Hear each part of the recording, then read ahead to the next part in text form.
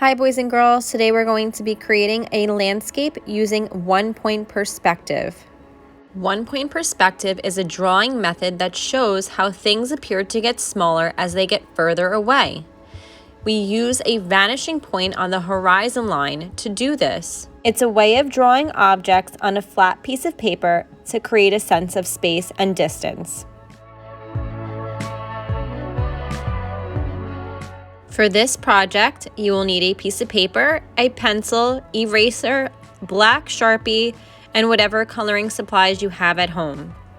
We're going to start by drawing the horizon line. You could draw this in the center of your paper horizontally across, or you could draw it a little further down. I'm going to make mine a little further down on my paper. The horizon line is the line in which the sky seems to meet the land when you look out into the distance of a landscape. I'm going to start my next two diagonal lines for the road where the vanishing point would be on my horizon line. This is the area in which everything seems to vanish towards in my landscape. Make sure those diagonal lines don't touch the bottom corners of your paper. You want to make sure they end up a little further in from the corners. Now that we have the sides of the road drawn, we're going to draw the middle line that goes through the center of the road to divide the road into two sides. First, we're going to draw a line down, and then we're going to repeat that, but we're going to start at the vanishing point, and as we get towards the bottom of the paper, the line is going to get a little further away from the first line.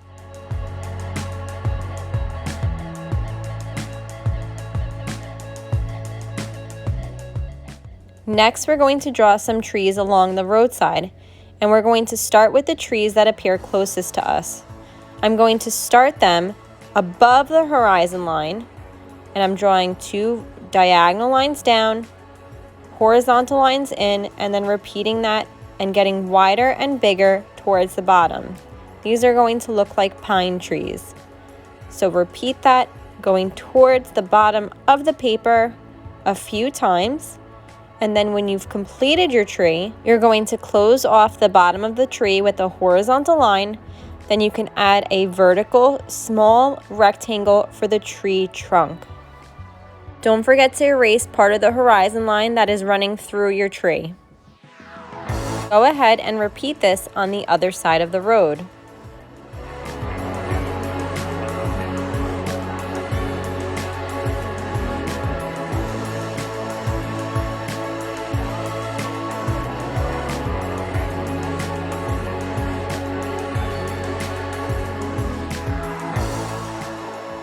Next, in the space between the side of the road and the first tree you drew, you're going to draw another tree. You're going to start this tree a little bit above the horizon line, and it's going to be shorter than the first tree that you drew.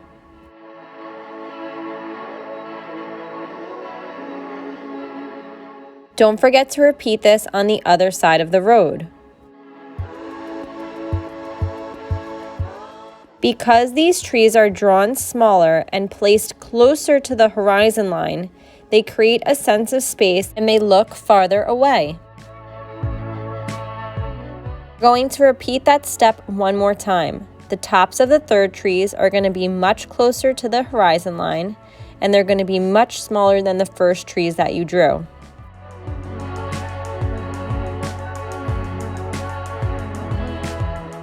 Next, we're going to draw some mountains in the background. We're going to draw two sets of mountains on each side of the road. The bottom of the mountains are going to end where the road is on the horizon line. This way, it looks like the road is going through the mountains. Start with the first layer of mountains. It can have one peak or two. And start drawing your second mountain line, starting on the line for your first mountain, so they look like they are overlapping. Once again, we are creating a sense of space and distance in our artwork. You can add a little wavy line at the top of those peaks to look like snow. You want to repeat the same step on the opposite side.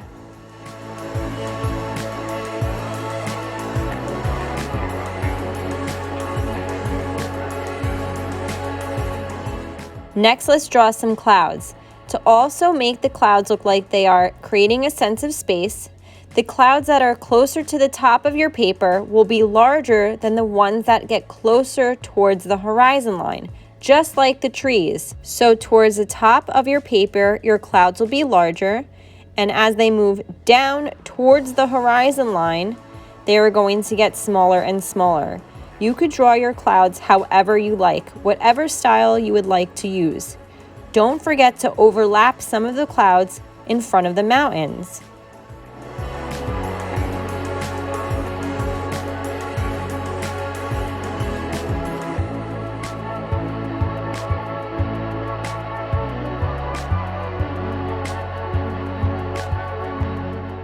When you're done drawing, go ahead and start tracing your pencil marks with a black Sharpie or black marker.